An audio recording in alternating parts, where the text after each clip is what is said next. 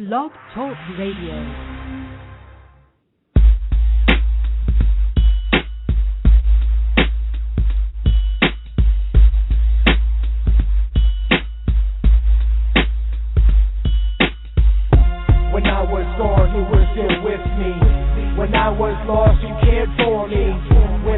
My back, you never left me. And even though I've done wrong, you've always loved me. When I was gone, you were still with me. When I was lost, you cared for me. When I turned my back, you never left me. And even though I've done wrong, you always loved me. I'm reminded every day of the past and how I hurt you. I wish that time was something I could undo. I don't deserve you, but now I see the only thing that really mattered was you and me. You made me whole. Why did I run? Why did I push away my one true love? If I could go back and change the past, I wouldn't take you for granted. I'd make things last. You're the only one. You're all I think about. I don't know why it took so long to figure it out. I searched so hard for what I had in you, but now I'm back where I started and I'm asking you for forgiveness for the things that I've done, because I know when things got rough I used to run. Thought I could handle life all on my own, but at rock bottom I was all alone except for you. You never left me, I only left you. When you accept me, you can change me. I know you can because you made me, and you have a plan. God forgive me. I know I've done wrong, but now I'm back again where I belong. I want to tell the whole world I finally found what's true, and that I've changed my ways, and it's all because of you. When I was gone, you were still with me. When I was lost, you cared for me. When I turned my back, you never left me. And even though I've done wrong, you've always loved me. When I was gone, you were still with me. When I was lost, you cared for me. When I turned my back, you never left me. And even though I've done wrong, you always loved me. I'm sorry, Lord, for all the things that I've done. I know I've acted like the prodigal son. It's like I wanted my inheritance now, and just like him, I was much too proud. I tried to serve two masters, and in the end, it wound up a disaster. I served myself instead of you, my own God. Thought I could make my own truth, my own laws. It seemed the more I tried to run and hide inside, I realized that I was living a lie. A backsliding Christian, living like a heathen, breathing in the types of things that invite demons. I was deceived by my sin and my pride, and my jealousy and envy and greed deep inside my soul. Had no direction or path. I was in search of something that I used to have. A foundation from a Christian home, and unconditional love that my family had shown me as a young child. I want that smile again. I want that joy and peace that I had within. And just like Psalm chapter 127, I wanted in sin, but now I'm back again. God is merciful, you're not alone. A shepherd seeks to bring his lost sheep home. When I was gone, you were still with me. When I was lost, you cared for me. When I turned my back, you never left me. And even though I've done wrong, you've always loved me. When I was gone, you were still with me. When I was lost, you cared for me. When I turned my back, you never left me. And even though I've done wrong, you always loved me.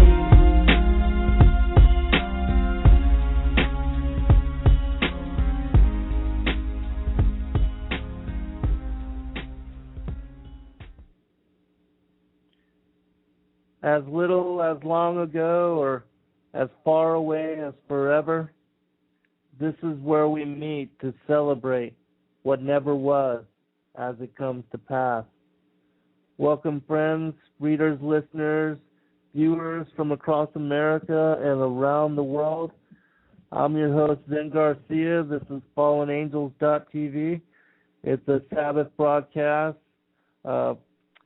It's May 4th, actually, 2013, and we've quickly moved into spring, and I don't know where the weather is as far as where you are in part of the country, but it's been a very cool spring here in Georgia, and it's been raining for the past week and a half, but it's still a beautiful time of the year, and it's I'm glad that we're actually getting some rain because it's keeping down on the pollen and the thick yellow that seems to cover everything from the release of the blooms and the way that spring cycles upon itself and has all the flowers regenerating themselves. It's a really beautiful time of the year, especially here in Georgia, because we do have so many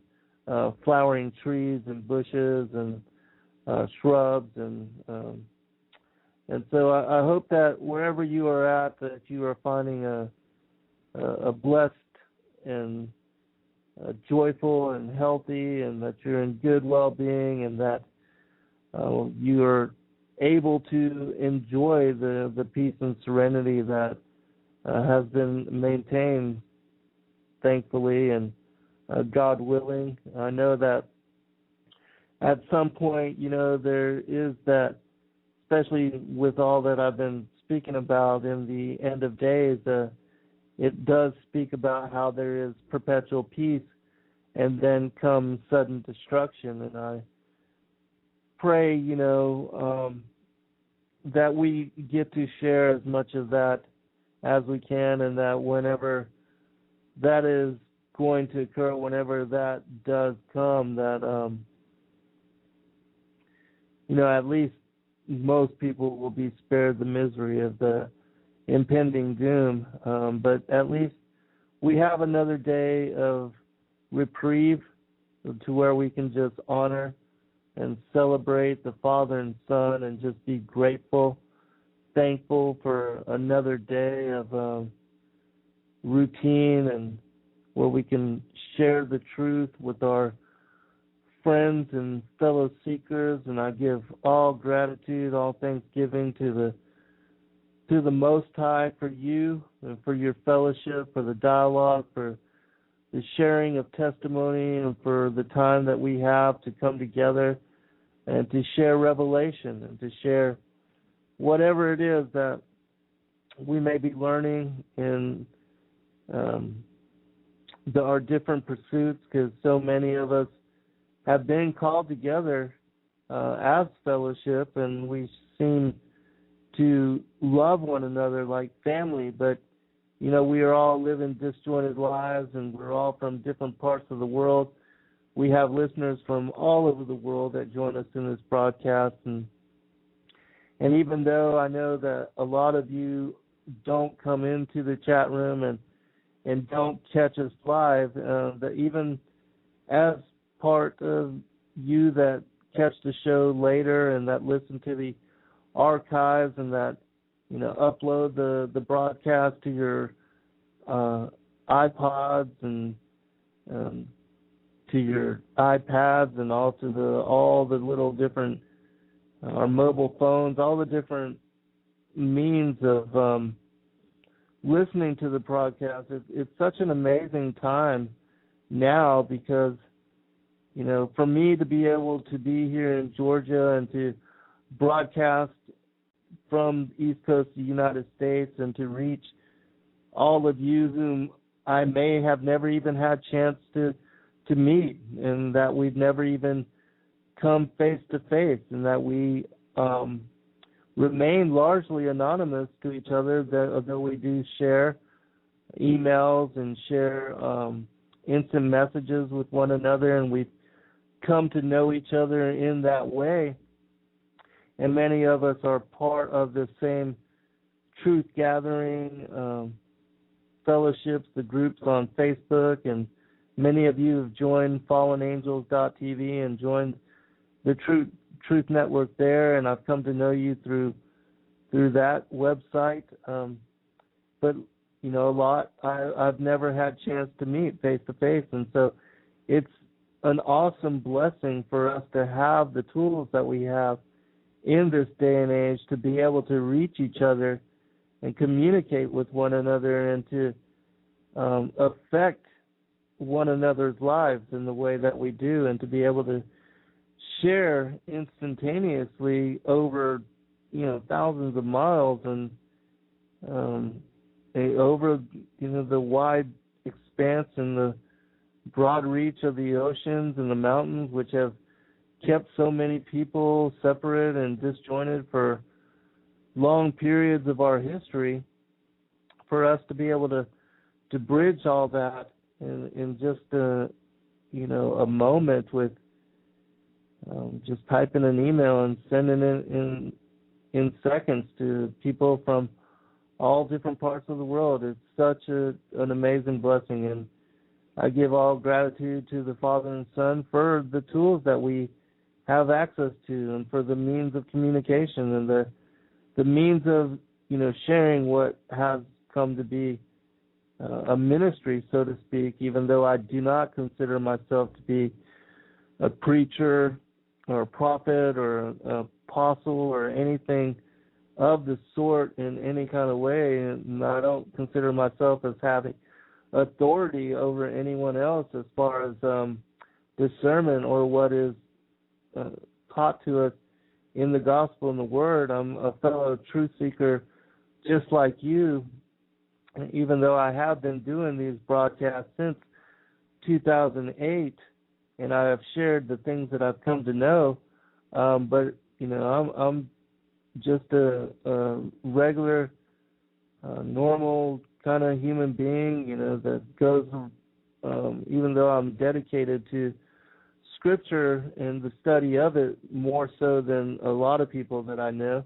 But I know that a lot of you that listen to our shows, that you also are dedicated to the kingdom, and that you put our Father and the Son as high priority in your life, and that serving them has become one of the things that you have most dedicated yourself to. And for that, I honor each of you in your pursuits and in seeking the kingdom first. And I'm grateful to know you in the capacity that I do, because we are unusual. We are very different than what is the norm. The masses, which are mostly committed to life and money and their jobs and materialism, and to the accumulation of wealth and things, and more apt to seek pleasure and entertainment than anything that has anything to do with of a spiritual nature. And so, I honor all of you out there for that as well. And I consider you as a very wise group, in that you have done your homework. You've come to discernment on a lot of the secrets that most people do not know about. And it is a sad thing. As you say in the chat room, how so many people aren't committed in that way to their eternal inheritance, and to having a relationship with the Father and the Son in such a way that that we are intimate with them, because you can have a dialogue and a relationship with the Creator and His Son in such way, and most people don't consider that as even a possibility, but it's very true. Those of us that have come to know the Father and the Son in an intimate manner, anybody, we are not privileged in any way. Anybody out there that truly yearns and seeks with a diligent and in an earnestful way relationship with the Most High, He's absolutely waiting for you, and has been for a long, long time, has been waiting on the world really to change its ways and to seek them in persistence and in a way that is real, because they want to have direct relating with us. Like the song that I just played from Destiny Lab, it's called Prodigal Son, and it's based on the parable of the prodigal son, and how most of us have gone off and become wayward and lost within the world and enveloped with the desires and the lusts of this carnal and this fleshly world. And it's only, after having not found the answers and having not been fulfilled in a way that is real and true that we've been brought full circle, that we've come back to seeking of the divine. And so I appreciate all of you joining me. For those that did not get a chance to listen to the show that I did with the hijacker this past Wednesday, in that show I ended the broadcast with what I thought was a very important piece of the puzzle and a piece of information that was released by Steve Quayle in one of his Q file alerts. And so I want to begin the show with that. And I'm not going to read the entirety of the dialogue because I don't want to take up too much time with it, but I think it's very important. And I was asked by Gator, one of the people that called in on that show, and the hijacker, there was a number of call-ins, and I asked them to comment on what I had read, and they were greatly affected by the information that I brought forth, and I think it's very relevant. And so I'm going to rebroadcast that portion, even though it won't be from the show. I'm going to read it live so that you will have the information. But I am going to put a link to the full summation of what I'm about to go into for those that want to read it in its entirety and to study and look at it for yourself. For those that have access to the chat room, I'm posting the link right now. You can save it to look at and to read for yourself after the broadcast. I definitely recommend everybody look into what was released in this particular alert. It's very relevant. And I'm going to cover just the highlights. I'm not going to read all of it, but I'm going to read the most important aspects of it. And so you will know what it is I'm going to go into, and it will set up what we are going to go into as far as I'm going to be looking into two different texts today. They're both from the Apocrypha. One is called the Wisdom of Solomon, and the other one is called Second Esdras, Esdras, or and I have links for those two, and I'll post them when I get to them. But like I said, they are part of the Apocryphal books. They were in their original format, in the original canon, that they were part of the original 80-book canon that was released as the Old and the New Testament. And that it was only later, when the Apocrypha was stripped out, that they became part of what are known as the hidden books, those 14 books that were taken out to make the 66-book canon that most King James Version of the Bibles continue to use and that most people are familiar with. It's Esdras 2. The second Ezra is also known as 4 Ezra, Ezra, Ezra 4, the fourth book of Ezra. And so I'm going to be reading, and again, I'm not going to read the entirety of those texts either. I'm just going to highlight some things, some of my most favorite passages, and those things which are related to our series, the series that we've been studying for the past few Saturdays on the end of days, where I've been bringing out the most relevant passages about the end of days from all of the different apocalypse texts, which there are many of them.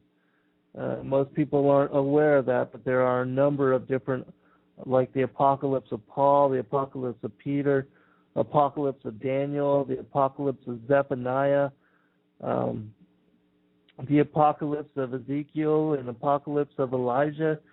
There's a lot of these texts that are considered pseudepigraphal or apocryphal or part of the extra-biblical books that not a lot of people have heard about, that do detail and that add to the study of what I consider, the broad scope, the study of the end of days. And the reason I've done this series is because you have not heard about, and so many people get lost in their study on Revelation. They don't exactly understand it. They've not read these other different books to where you get extra information and you get more details on the possibilities of what the metaphors and the parables of Revelation are actually citing. And so for those that have not listened to the previous shows in this series, I would definitely recommend you revisit some of the, and to listen to those broadcasts.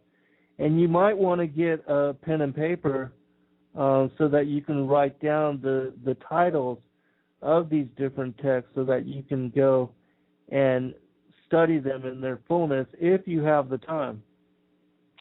Because I consider all of them relevant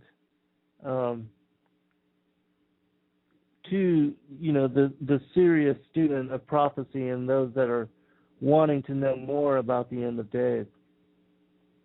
All right, we're going to begin with this particular alert, and just to give you an idea as to what I'm going to be going into, this was an investigator. He is a geneticist, and he was studying about the differences, if there were any differences, between the seed of the woman and the seed of the serpent as far as genetics, DNA.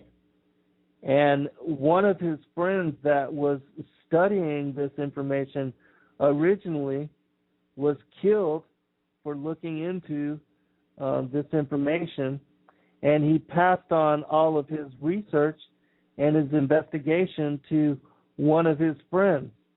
And so his friend is now trying to make sense of the results and the research that his friend had done prior to his death. And so that's where we're going to pick up the story.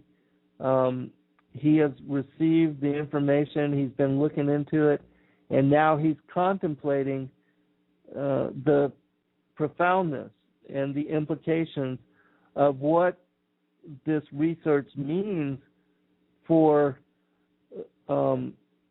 those that know that there are two different lines on this particular planet, that there are, the wheat and the tares, the sheep and the goat. They actually represent peoples, lineages, bloodlines, the seed of Cain and the seed of Seth, or the seed of Adam, the seed of the serpent and the seed of the woman, as cited in Genesis 3:15 with the enmity, where the father told the serpent, the Nakash of Genesis chapter 3, that he was now going to put enmity between the seed of the woman and the seed of the serpent. And this will help explain why we have perpetual war on this planet for those that still do not understand that we are not all of one race. Even though we're, one human race, there's two different bloodlines here. And it's important to understand this because without this knowledge, you just don't understand why it is that, war and why it is that this particular bloodline has been warring against the seed of the woman or the seed of Adam for so long. And they've remained in the dark. They've kept themselves hidden until this time, because this knowledge is getting out there. And Christ in chapter 13 of Matthew, he says that this is one of the secrets that has been kept hidden since the foundations of the world. And he said that in that chapter also, he said that was one of the things that he was bringing forth, is that he was going to disclose the secrets that had been hidden since time immemorial. So this will give confirmation to all of the parables of Matthew chapter 13, where Christ speaks about the enemy sneaking into the garden and sowing the tares, and how it is, and that Christ cites that the devil is the one that sowed all of the tares, and that the tares are the children of the wicked one. This will help you to come to fullness on that understanding. All right, beginning with I don't know exactly where it is in that alert, but I think it's about a third of the way down. It says this: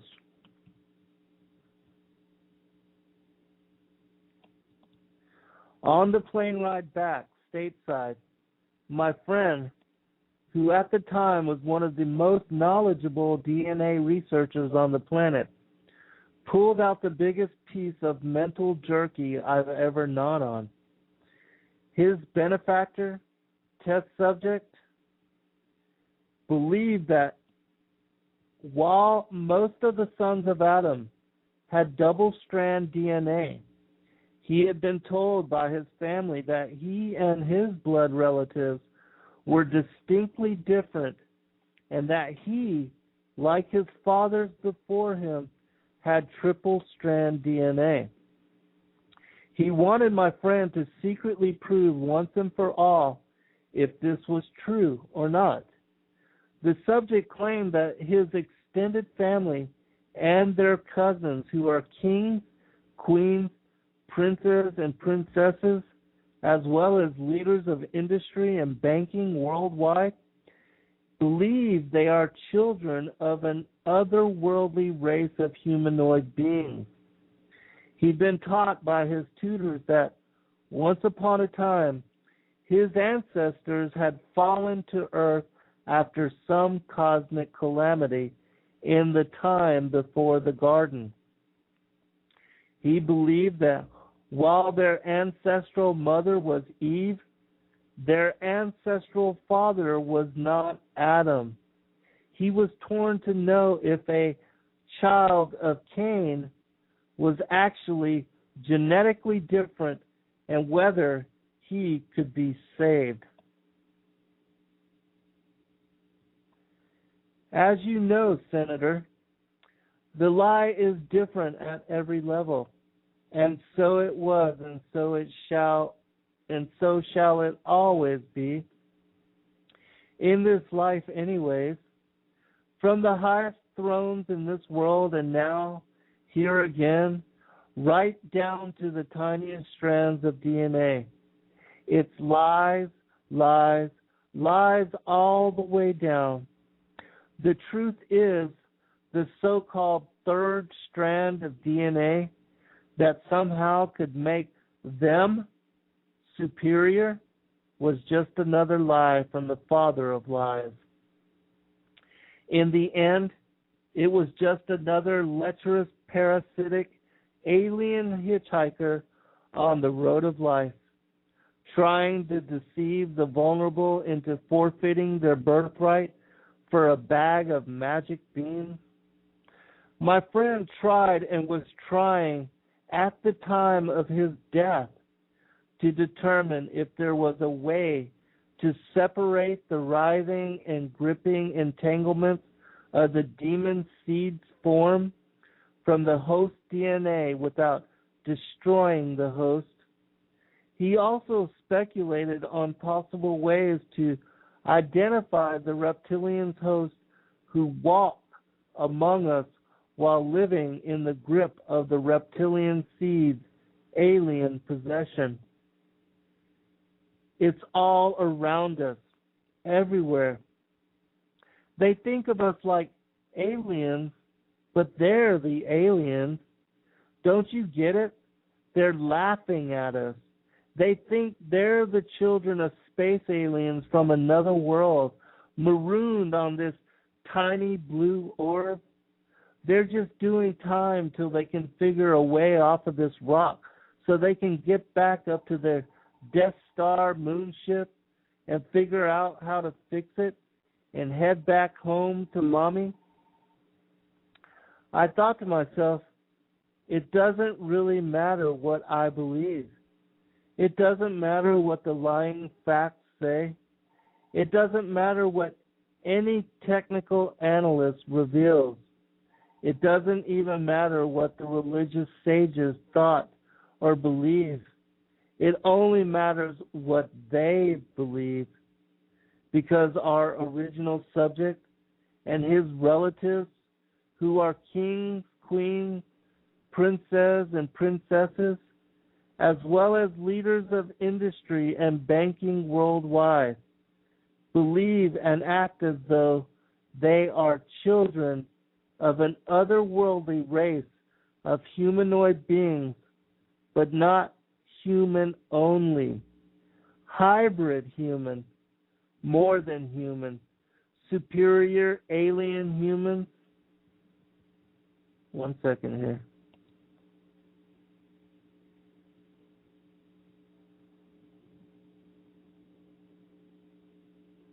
Okay, I just wanted to make sure that you could hear me and you were having no problems receiving the message. All right, I'm going to continue.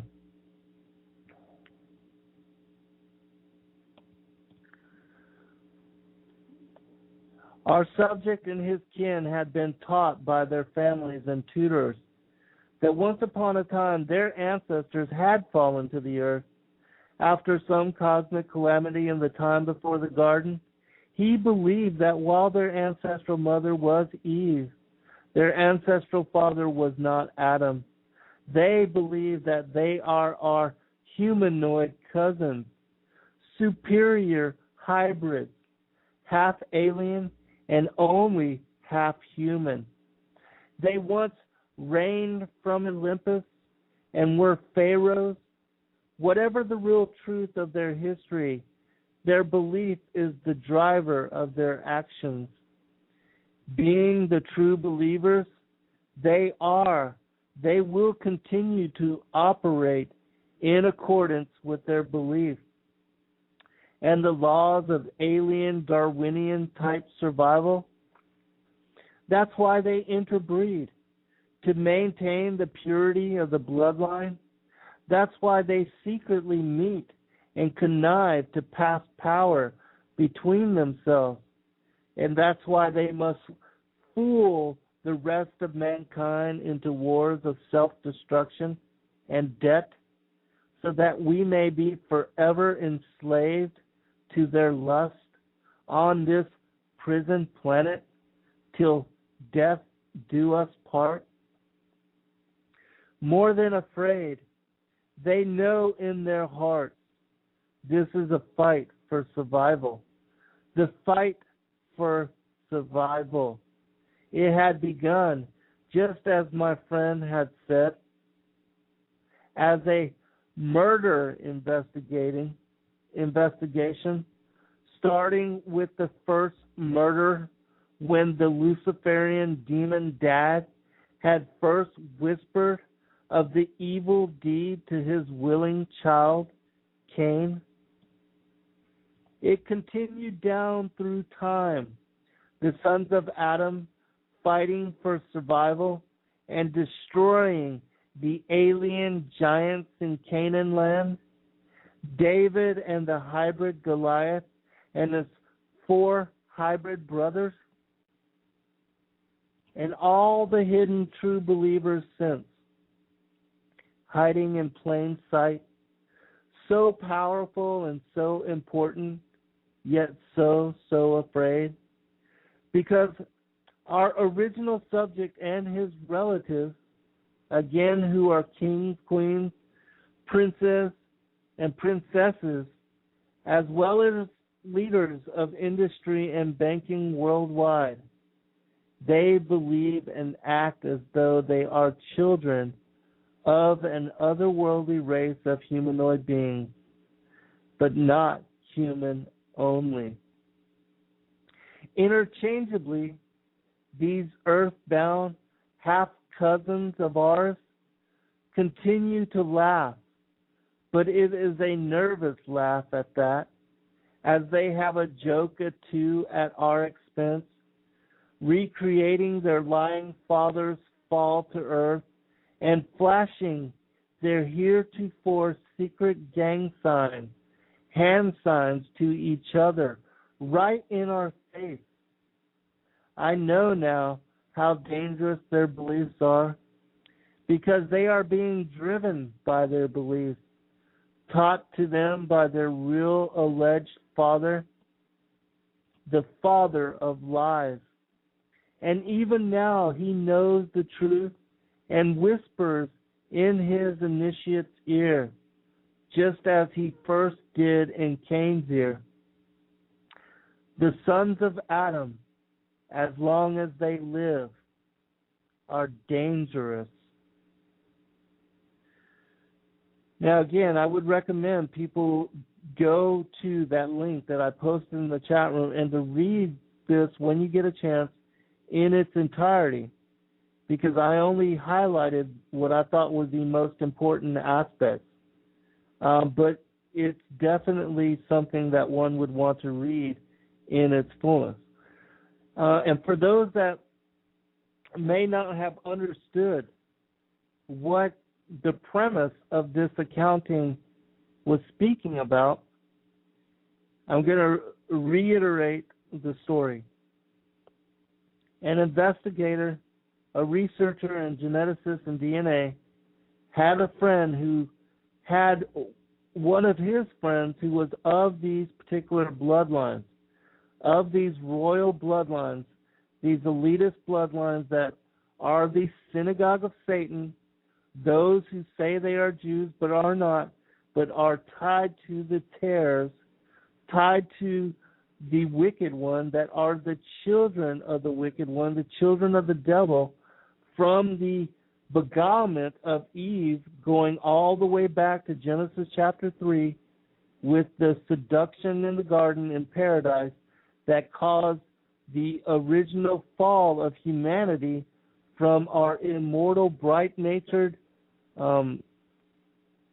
place of protection and favoritism in the garden of the Lord, and that caused all of us to be cast out and to have to incarnate into flesh form on this planet where we are surrounded by devils and demons, where we are living in a fallen world, where we are taught by the duality of good and evil, and that we are in fallen flesh form, even though we are the sons of God, and that we still have a portion of us, an immortal part of us, that is wearing the flesh, that we're dressed in the flesh for this lifetime, but that we have an inheritance, an eternal inheritance with the Creator and His Son, as long as we come to know the Father and the Son in relationship and live according to the Ten Commandments, that live according to the law as dictated by the apostles, and that we do the works and accept the grace that has been extended to us. That's why we're here in the flesh. That's what this world is all about, and that's what we're trying to come to remembrance on. Now, this investigator, he says that there's a physical difference, that, where they consider the sons of Cain as having this triple strand DNA, that he said that his investigation showed him that the third strand DNA was actually a parasite, like a rider on the DNA that causes these people to be callous, to be insane, psychotic, to not have any compassion for the collective of humanity, but to be selfish in the same ways as their father, Lucifer, Satan, the adversary of humanity, in his selfish drive to find kingdoms to rule of his own, to bring himself to worship, even if it meant deceiving the angels and deceiving humanity, to instill idolatry, to instill religions where children were offered up as sacrifice, where people are cannibalized, where blood is drunk in ritual and ceremony.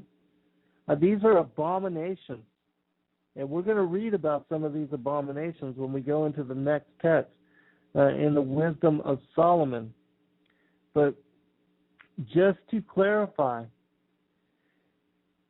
the sons of Cain, or the sons of Belial, those that are tied to this particular line, they know about the differences. They know about the bloodlines. They know that their father is the devil, Lucifer, and that is their God. They support the agenda of the New World Order, depopulation. They are the ones that control the United Nations, the Bilderberg Group, Bohemian Grove, all these different elitist groups that are dedicated to bringing in world government and destroying the sovereignty of nations. It's this elitist clique, these what are called globalists, these transnationalists. These are the ones that have been warring against the seed of Adam ever since the separation in the garden. And they know who they are. Even though most of the children of Adam are left in the dark and have no idea that there is an evil lineage and an evil people dedicated to evil that care nothing about the collective goodwill of humanity, that only want to see their fellow humans suffer, and that want to accumulate wealth and power and prestige at the expense of everybody else, that will even sell their soul and their birthright and give up their eternal inheritance to serve and to reign as gods or kings and rulers on this particular planet for what time that they have. They know what's going on. It's all of the rest of humanity that has been left in the dark. And that's why it's important for you to know the differences, to know what is being cited in Genesis chapter 3:15 with the enmity between the seed of the woman and the seed of the serpent, and what Christ is talking about in Matthew chapter 13 with the differences between the wheat and the tares. To know who the enemy is and to know who his children are, because they are busy daily waging war against you and your children, and they are murdering us at every turn of the way in every way they can, whether it's through poisoning the food or poisoning the water or poisoning you through the vaccines and the pharmaceuticals, or even with the air that we breathe, with the chemtrails that they are polluting the air with. None of it makes sense until you realize that we are in a war for our lives, and that they want none of us, as the children of Adam, as the seed line of Seth, they want none of us to inherit those ordinances, the habitation of their first estate that they left and departed from so long ago. They don't want any of the children of Adam to aspire to and to accept the grace of Christ dying on the cross for all of us. And they certainly don't want any of their own kind to leave the obligations and the duty to the New World Order They certainly don't want any of humanity to aspire to a return to the first estate, because they know they're judged and they know that they're excluded from salvation. And they want to take as many of us as they can with them. All right, I know I'm quickly running out of time, so I'm going to let me check the chat room real quick.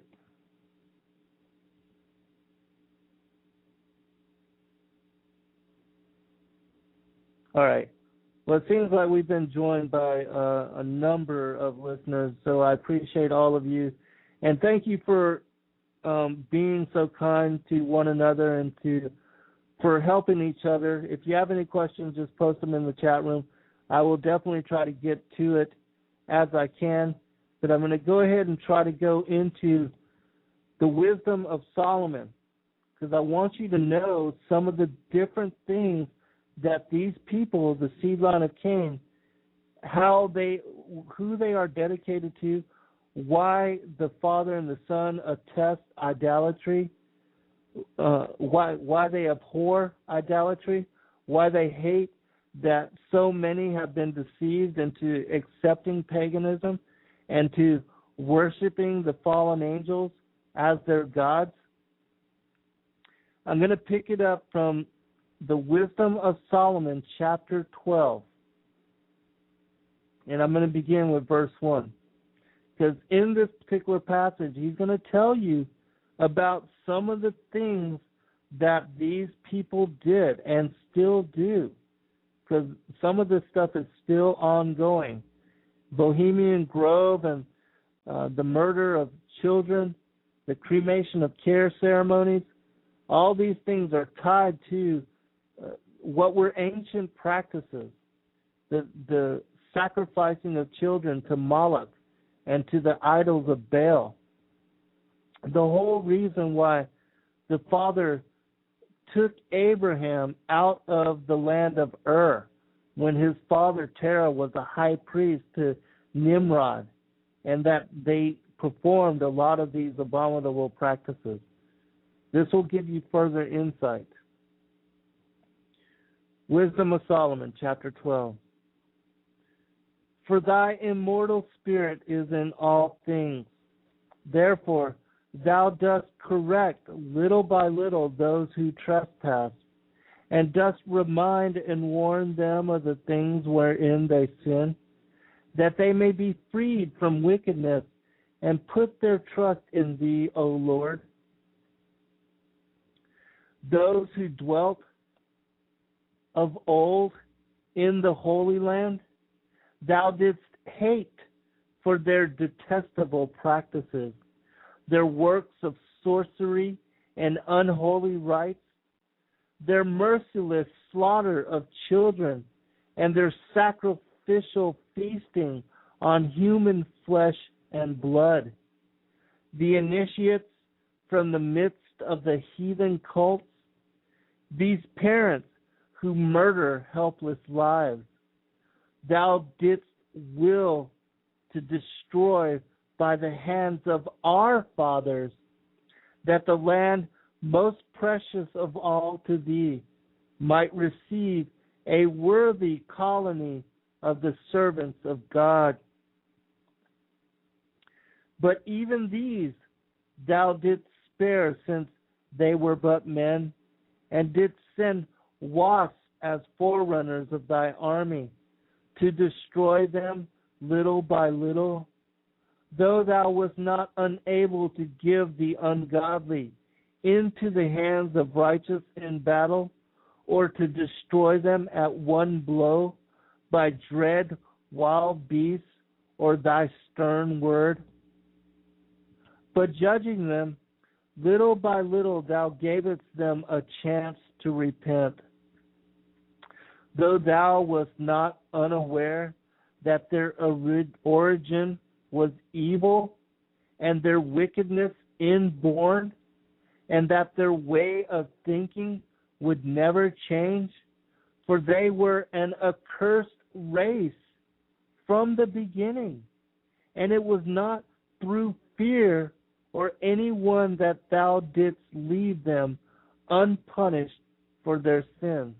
All right, I want to stop here and highlight just a couple passages.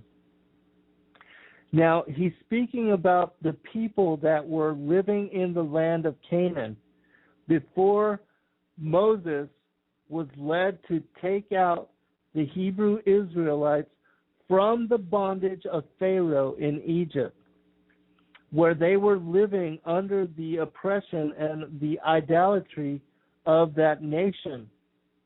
And they were taught to worship the fallen angels, this pantheon of mythological gods that were part human and part other creature. It says right here, thou was not unaware that their origin was evil. Their origin, that goes back to the garden, that goes back to the beguilement of Eve, and that the birth of Cain, that was their origin. And the Canaanite line, they were wicked because they followed the inborn, innate, what was the characteristics of Satan. And so that's what this particular passage is referring to. And it said that these people practiced abominable rites. They murdered children. They ate and drank the flesh of humanity, just like the giants of old, which were wiped out with the flood. And so the wisdom of Solomon, the text, the apocryphal text, they know about the line of Cain as being of the devil, of the wicked one. And Solomon cites it precisely in his text. And so when you read that, you have to have this particular discernment, this knowledge, in order for you to understand what is being written about in completeness within those texts. Continuing, it says the second part, and their wickedness was inborn. Their wickedness was inborn because they were of the children of the devil. They were of the wicked one. And as far as the end of days, this is the end of days will be the summation, the climax of this war that goes back to the garden with the enmity, and that it also previously goes back to the war in heaven before we ever came into the flesh. It's the same war.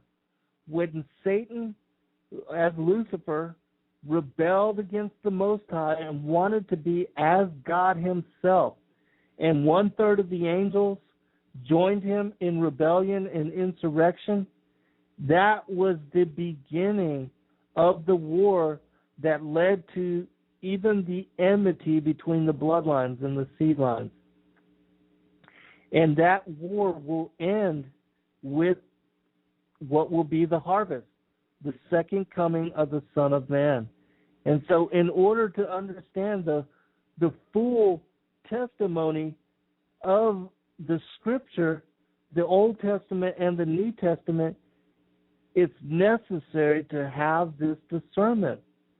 Otherwise, you won't even understand why the Father brought on the flesh, why he spared Noah and his children and began everything anew with them, why it was that Moses and Joshua, when they were sent into the Promised Land, they were told to wipe out every man, woman, and child, why it was that even David and Goliath, why he killed Goliath, and why David and his sons were warring against the other 4 hybrid giants, the giants of Goliath's line.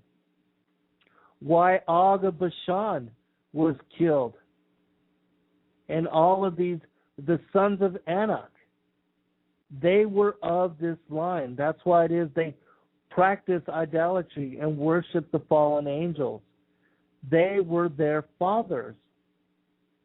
And so when you have this understanding and you read the word where it may not have ever made sense before, it will completely make sense, and all of the secrets will be revealed for you. All right, continuing. For who will say, what hast thou done, or will resist thy judgment? Who will accuse thee for destruction of nations which thou didst make? Or who will come before thee to plead as an advocate for unrighteous men? For neither is there any God besides thee, whose care is for all men, to whom thou shouldst prove that thou hast not judged unjustly. Nor can any king or monarch confront thee about those whom thou hast punished. Thou art righteous and rulest all things righteously, deeming it alien to thy power to condemn him who does not deserve to be punished. For thy strength is the source of righteousness, and thy sovereignty over all causes thee to spare all. For thou dost show thy strength when men doubt the completeness of thy power. I'm going to skip down to verse 22. I'm only going to cover a little bit more in the Wisdom of Solomon, and then I'm going to go ahead and move into Esdras. So while chastening us, thou scourgest our enemies 10,000 times more, so that we may meditate upon thy goodness when we judge, and when we are judged, we may expect mercy. Therefore, those who in folly of life lived unrighteously, thou didst torment through their own abominations, for they went as far astray on the path of error, accepting as gods those animals which even their enemies despised. They were deceived like foolish babes. I want to highlight this particular passage. For they went far astray on the path of error, accepting as gods those animals which even their enemies despised. Now, what animals are they talking about here? This has to do with the Nakash and with the worship of the feathered serpent, which has been found worldwide in all cultures of the world, in all places of the world. You find the abominable worship of the serpent. Now, there's a passage in Wisdom of Solomon chapter 11 that I'm going to highlight here, but I want to read one more thing. But those who have not heeded thy warning of light rebukes will experience the deserved judgment of God. For when in their sufferings they became incensed at those creatures which they had thought to be gods, being punished by means of them, they saw and recognized as the true God him who they had before refused to know. Therefore, the utmost condemnation came upon them. Now, what Solomon is talking about in this particular passage is how, when Moses brought the people out of the bondage of Egypt, the reason they were left 40 years in the wilderness was because Moses asked the Father, to not kill all of the people that he had freed. And the reason the Father didn't just outright kill them was because of Moses' prayers. But he waited till the idolaters, those who worship not only the golden calf, but they worship the serpent, and specifically the feathered serpent.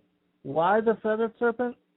Because the feathered serpent is the Nakash, and he was the reptilian being, the shapeshifter which beguiled Eve.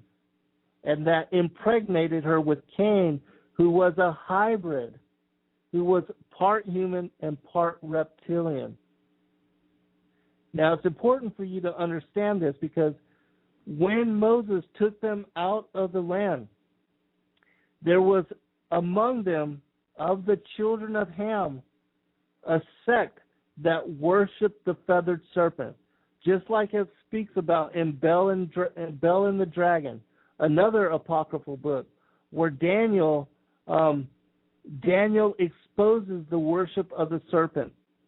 And in that story, he also kills an old reptilian, one of these dragon gods.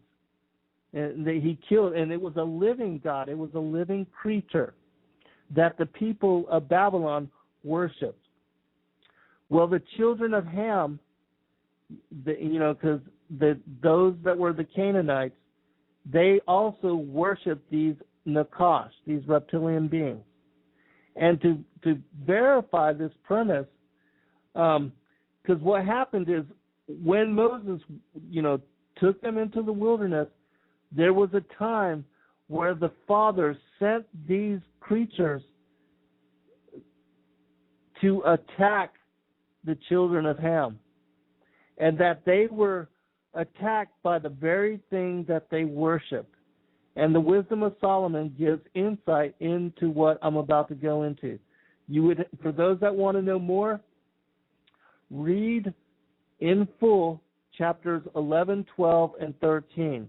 I'm only going to be highlighting these certain parts to bring fullness to that story of what happened in the wilderness and how the Father and the Son sent these Nakash to attack the children of Ham. And it's going to be the same thing at the end of days with the return of the locust army, because they will send again these particular beings to attack and to destroy, to decimate 2/3 of those that are yet remaining on the planet that are not written into the book of life. That as part of the wrath of God, the locust army, the giants, and these reptilian Nakash will war against those that are remaining. And that the people, the idolaters, the Freemasons, the secret societies that worship the Baphomet, and that worship the serpent, that worship the Nakash, that worship Satan and Lucifer, they will be destroyed by the very thing that they worship, just as the children of Ham were during the time of Moses. We always have in the scriptures things repeating, episodes being repeated, just like as in the days of Noah, so shall it be in the days of the second coming of the Son of Man. We have episodes often repeating. And the locust army will be, at the end of days, the release of the locust army, it will just be a repeat of what has already happened.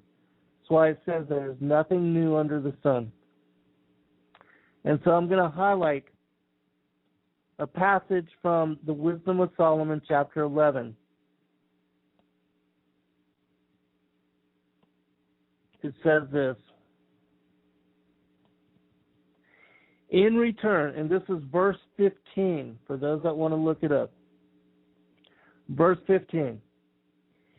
In return for their foolish and wicked thoughts, which led them astray to worship irrational serpents and worthless animals, thou didst send upon them a multitude of irrational creatures to punish them. Okay? They worshipped irrational serpents. This was the children of Ham. All right, and now Solomon is saying is that the Father sent these creatures to attack them. Thou didst send upon them a multitude of irrational creatures to punish them, that they might learn that one is punished by the very things by which he sins. For thy all-powerful hand, which created the world out of formless matter, did not lack the means to send upon them a multitude of bears or bold lions, or newly created unknown beasts full of rage, or such as breathe out fiery breath, or belch forth a thick pall of smoke, or flash terrible sparks from their eyes?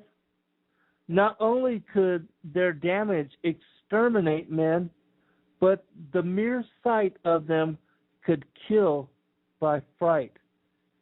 All right, so in this passage, Solomon is saying that the Father did not lack the power to send, if he wanted to, bears or bold lions, any kind of normal natural creature against the children of Ham for their idolatry and for their wicked ways.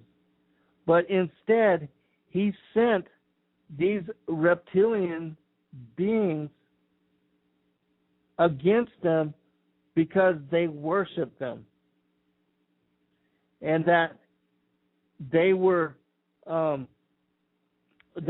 punished by the exact thing which they were in sin because they worshiped them as gods. And notice at the very end of the passage that this links also to Revelation chapter 9, where it gives a description of the locust army at the end of days. Because it speaks about their capacity to breathe fire. And that, remember, as in Medusa and the Gorgons in Greek mythology, how, and even Credo Mutla, he gives description of Jabalon, who is the king, or Satan, who is the king of these reptilian beings, how with an evil eye he can kill men by fright. And how Medusa was spoken of, which she was part human and part reptilian, that she was spoken of as having the capacity to turn men into stone from a glance. It's the same kind of phenomena, and we will be dealing with this phenomena, or those that are yet remaining that are not part of, not written into the book of life, and that remain on the earth when the wrath of God is poured out. This is what they will be dealing with. And this also, you can read another, Joel chapter 2 will also give insight into this particular passage.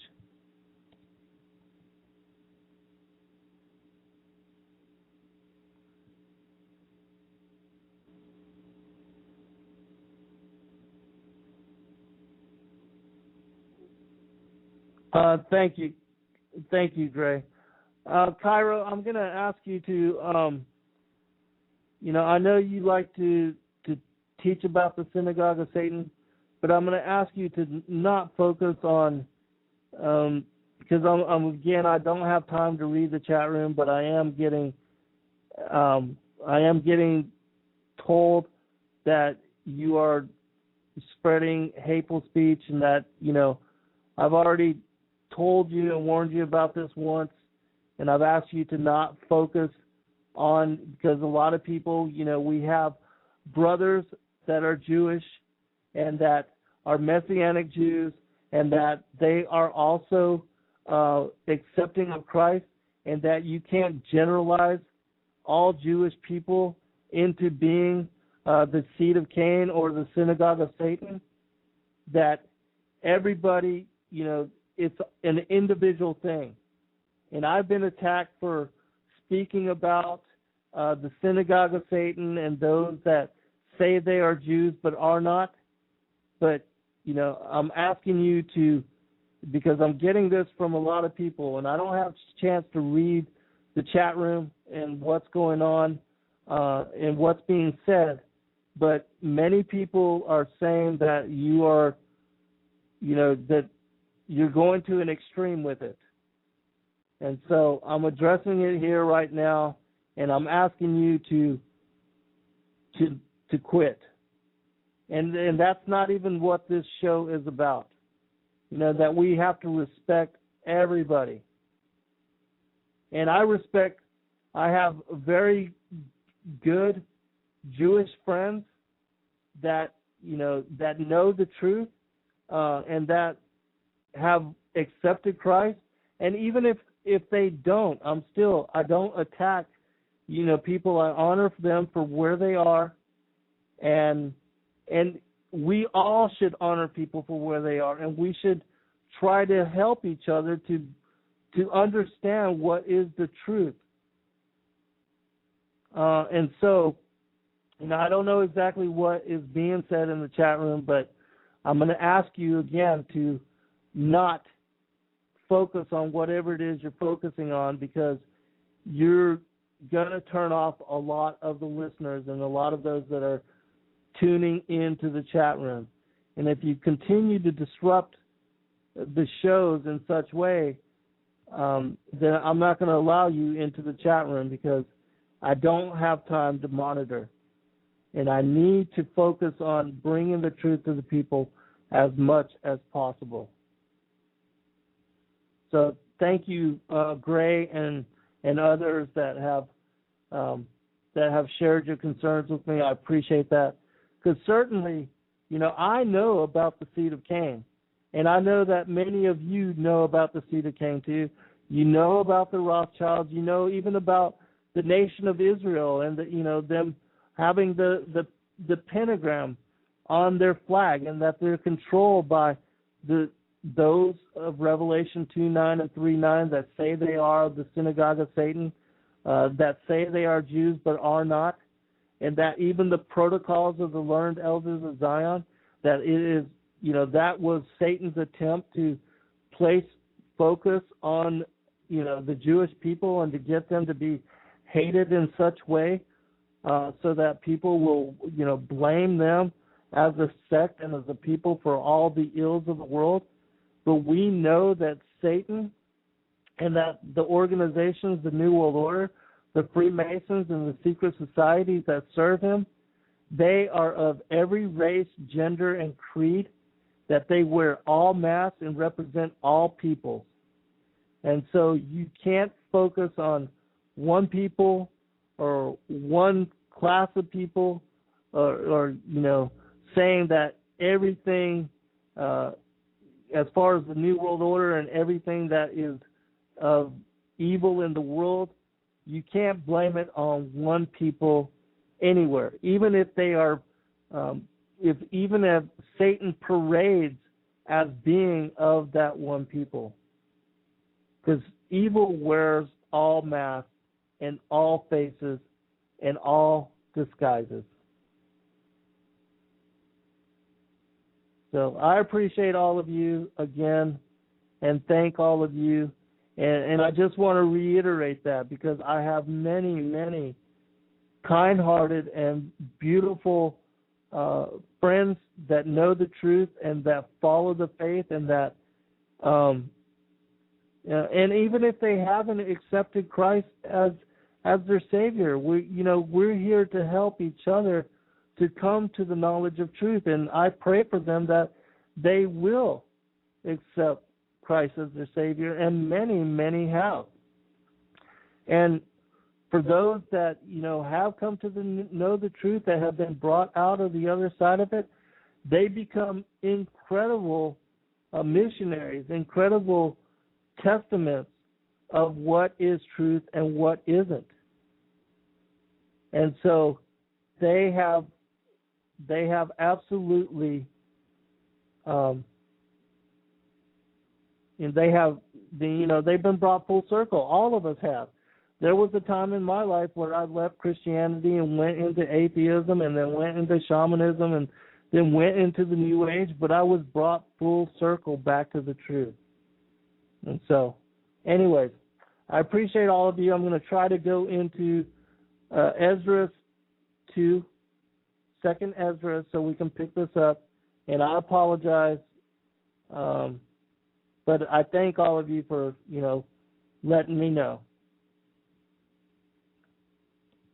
All right, let's go into 2nd Ezra.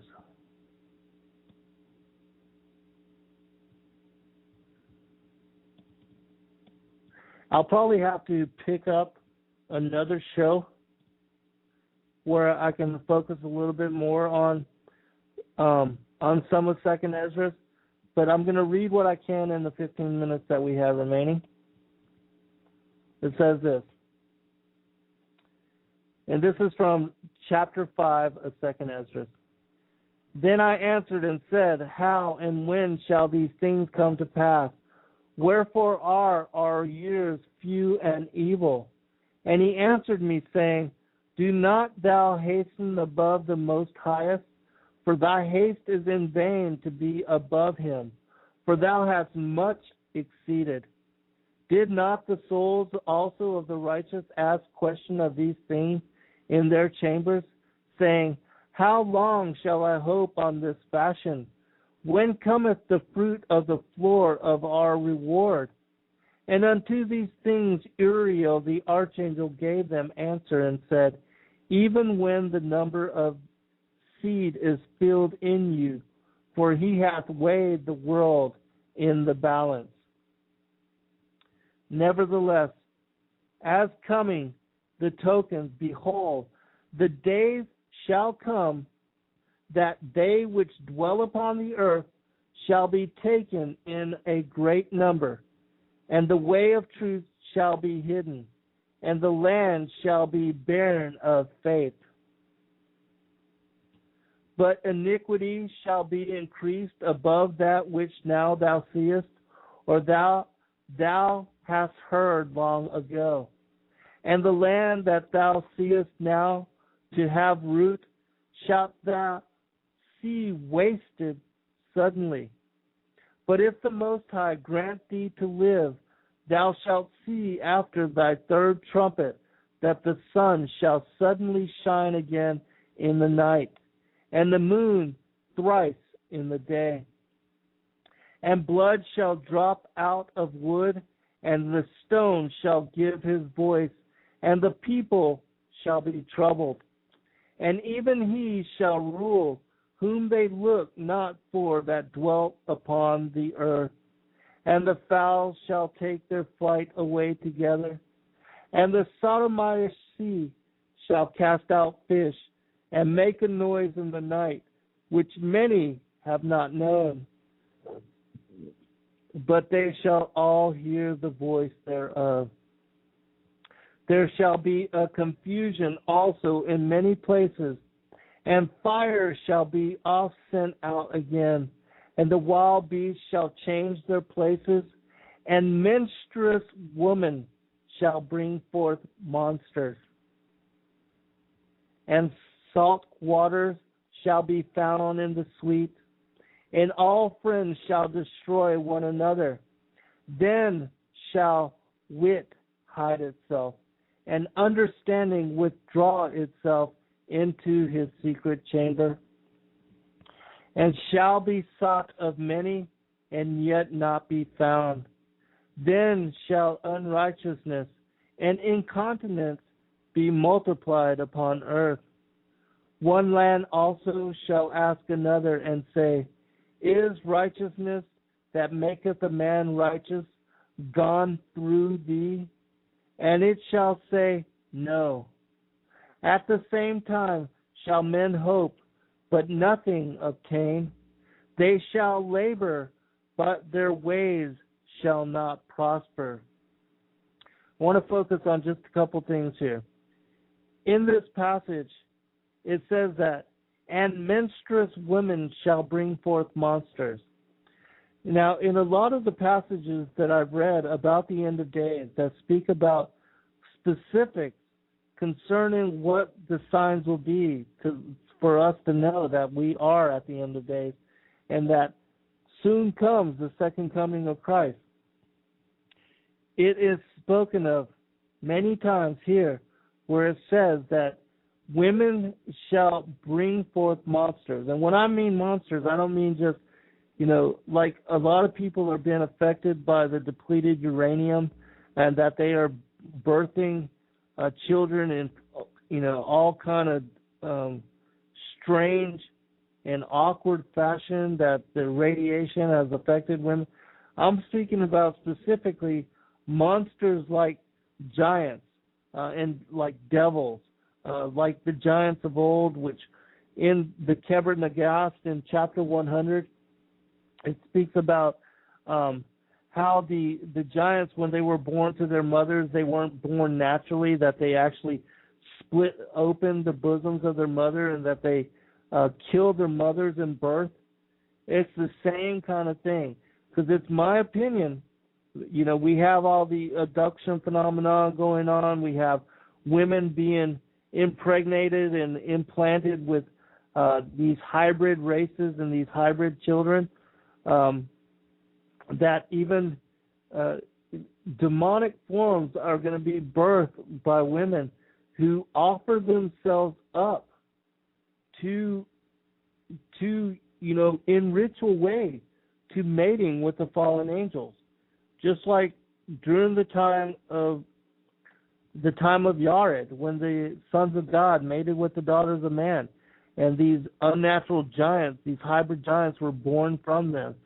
That we are going to be a generation that is going to be witness to all kind of strange things happening, and that even the Hopi prophecies, they speak about the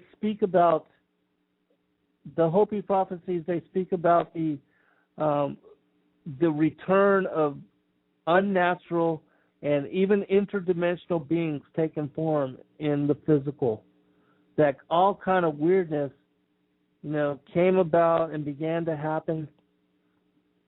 That we're going to be witness to things that are just totally strange, phenomena which can't be explained on all different kind of levels, and that there are already stories of these kind of things happening.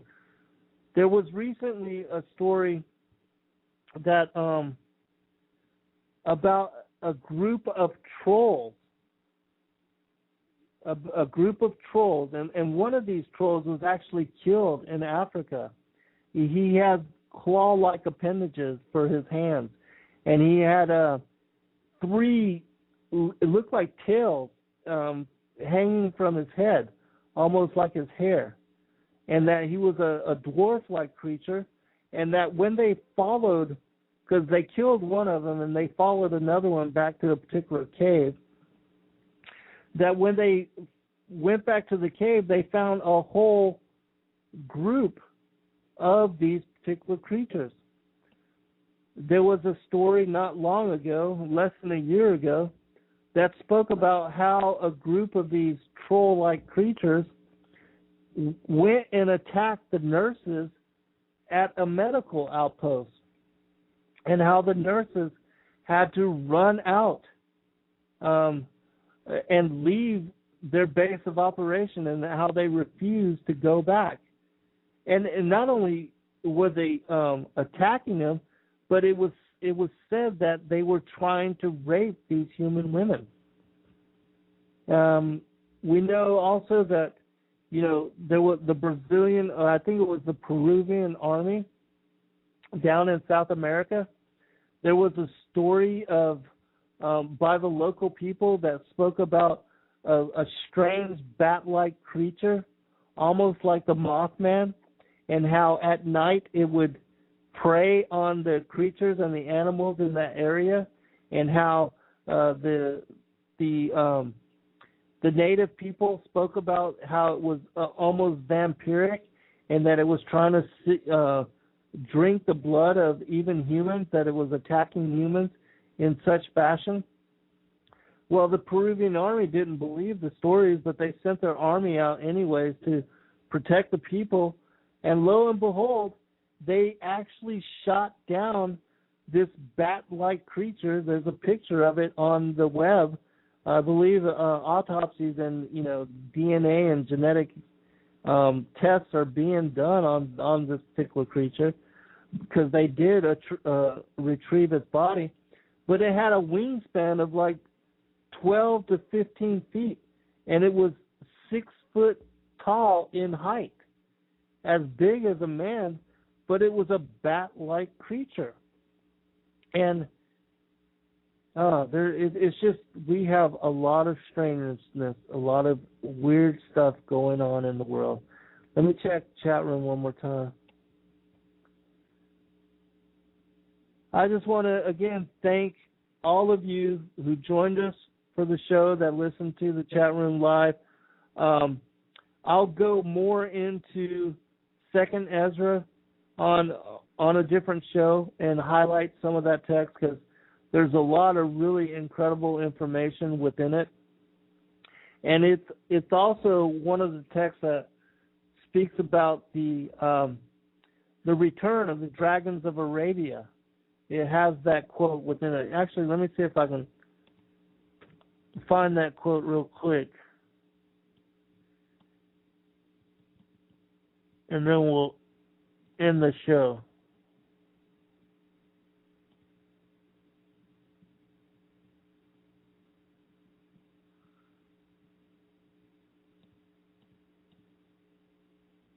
Here it is. Okay. I'm going to end with this particular passage. I'm going to try to read a little bit before so that you can get an understanding of it. I believe this is from chapter 15 of 2nd Ezra. I'm going to go to verse 24. It says this.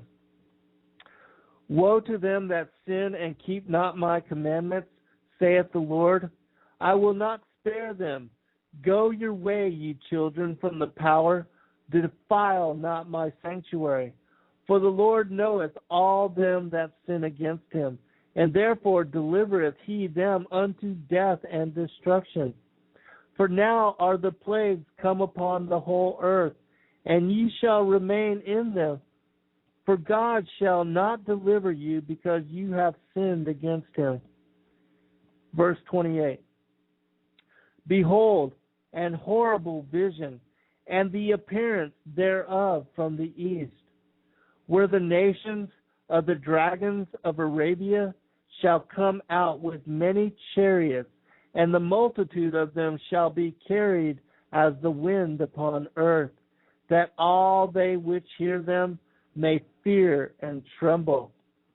Also the Carmanians, raging in wrath, shall go forth as the wild boars of the wood, and with great power shall they come, and join battle with them, and shall waste a portion of the land of the Assyrians. And then shall the dragons have the upper hand, remembering their nature, and if they shall turn themselves, conspiring together in great power to persecute them, then these shall be troubled, bled, and keep silence through their power, and shall flee. And from the land of the Assyrians shall the enemy besiege them and consume some of them, and in their host shall be fear and dread and strife among their kings. Behold, clouds from the east and from north unto the south, and they are very horrible to look upon, full of wrath and storm. They shall smite one upon another, and they shall smite down a great multitude of stars upon the earth, even their own star, and blood shall be from the sword unto the belly. All right. Basically, Ezra is describing here in this particular chapter, the dragons of Arabia could be the locust army, but it is definitely something of a supernatural occurrence. And so I'm going to end with this particular quote from Standeo. Listen to this. A number of things that I've heard from people in the Pentagon, that the buzzword in the secret of secrets in the Pentagon is the Sumerian gods are returning, and that's what they're referring to as that whole area that Peter's. Wow! Can you repeat that again, just in case anybody missed it? The buzzword in the Pentagon, in the the military circles that are in the know about the cover-up here, they kind of in whispered tones talk about the return of the Sumerian gods. And they're talking about the what we would call aliens or fallen angels returning into the Middle East, into Old Sumer area. The Anunnaki. Well, Could be. Under the ancient names. Do you think that has anything to do with why we're in a... And so you see, we wrestle not against flesh and blood, but powers, principalities, the rulers of darkness, not of this world. I thank all of you for coming and joining the show. I appreciate your fellowship, and I pray for you and your families, your loved ones. I pray for your discernment, and continue to seek the Father and the Son in relationship. Do not believe anything that I say, but read this stuff for yourself. Look into the Scripture and get on your knees before them and ask them for confirmation.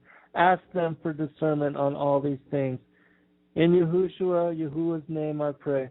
God bless all. Good night.